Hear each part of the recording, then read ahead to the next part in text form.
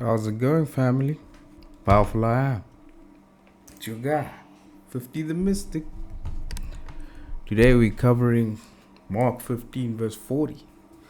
We're getting towards the end of this little segment of ours of the death of Jesus. And the scripture says, there were also women looking on afar, among whom was Mary Magdalene, and Mary, the mother of James, the less, and of Joses, and Salome. Let's go in and decipher this jam-packed scripture.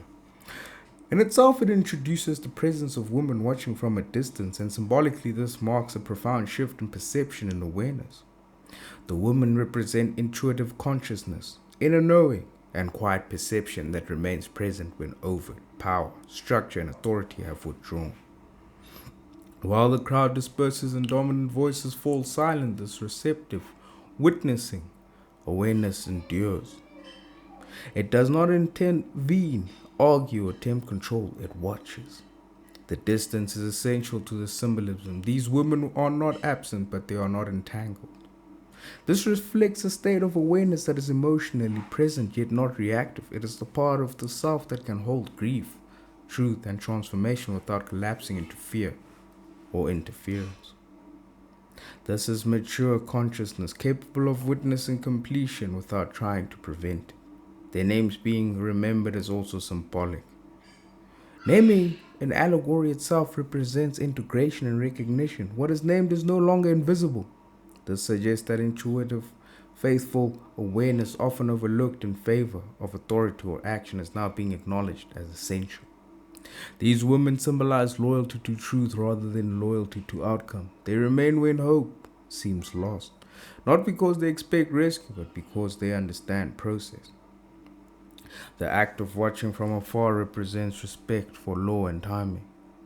It shows that some transformations must be observed, not assisted. Interference would disrupt completion. This is the wisdom of restraint. The inner feminine principle knows when to act and when to allow unfolding. Therefore, this symbolizes the emergence of witnessing consciousness at the moment of completion. It is the awareness that does not flee discomfort or demand resolution. It stays present, honors the process, and understands that transformation does not require control to be real. This verse teaches that true loyalty to truth is quiet, patient, and perceptive. It is not loud faith or dramatic action, but steady presence that recognizes when witnessing is the highest form of participation. And it reflects the emergence of the observing self within the architecture of the mind. The women, watching from a distance, symbolize the brain's capacity for metacognition, the ability to observe experience without being consumed by it. This in its essence aligns with balanced activation of the prefrontal cortex, working in harmony with the limbic system. Emotions are present, but they are regulated. Awareness remains intact even under distress. The distance represents emotional regulation. When the nervous system is overwhelmed, perception collapses into reactivity. But when regulation is stable, the mind can witness intense events without fragmentation.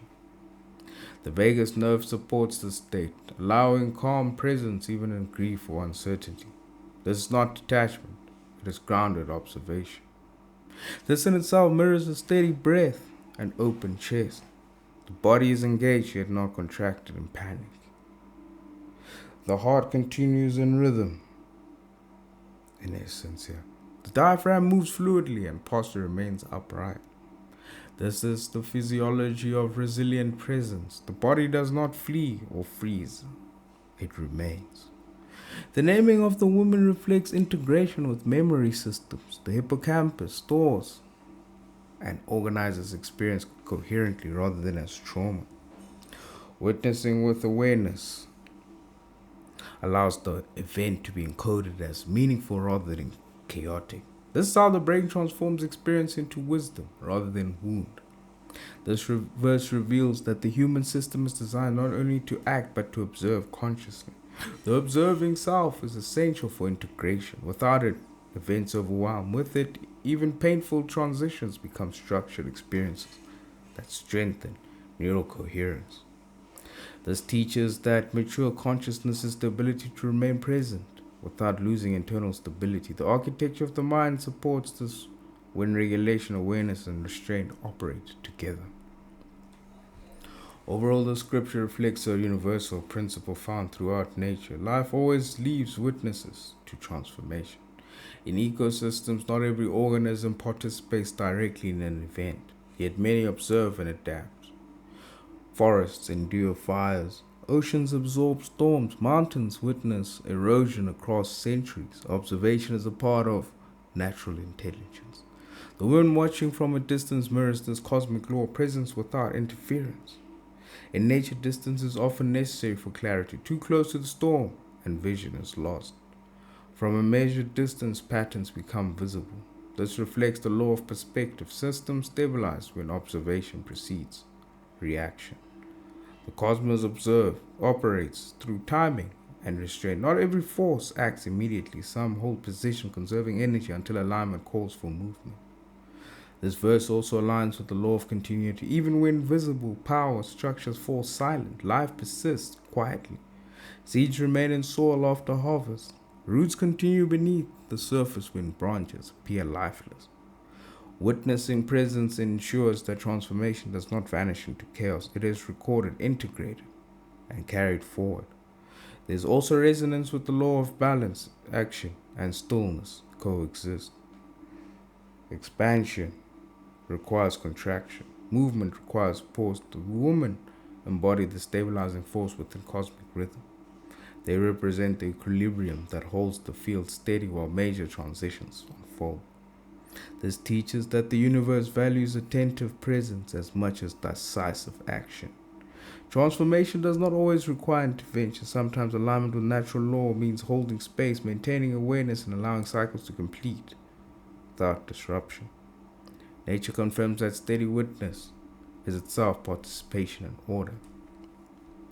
Now the scripture teaches that discipline of steady presence. In real life, not every moment calls for action. Some seasons require you to witness rather than intervene. When situations unfold that you cannot control, your strength is measured by your ability to remain grounded without reacting impulsively. This verse calls you to develop emotional maturity, the capacity to stay present with discomfort, uncertainty, or grief without trying to fix everything immediately. This means knowing when to step back in leadership, relationships, parenting, and business. There are times when interference weakens growth. Allowing processes to unfold builds resilience in others and clarity in yourself. Distance does not mean indifference, it means perspective.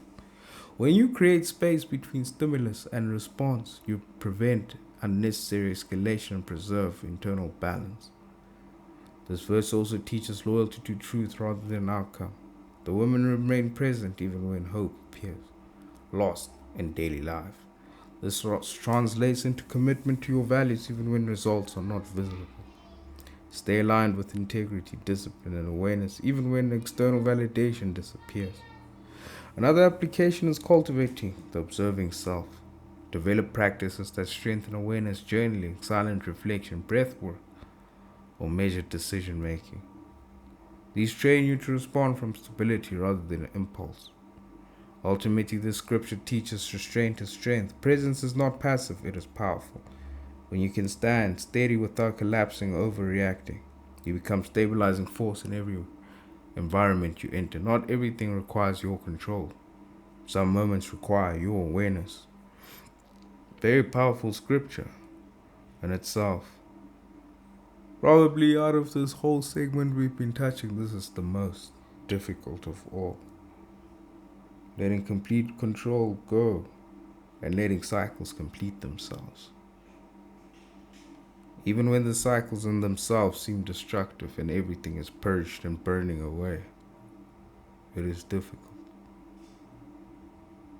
But try to stay positive that all will go well.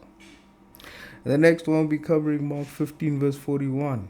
Who also, when he was in Galilee, followed him and ministered unto him, and many other women which came up with him unto Jerusalem. And until next time, fam, stay safe, stay blessed.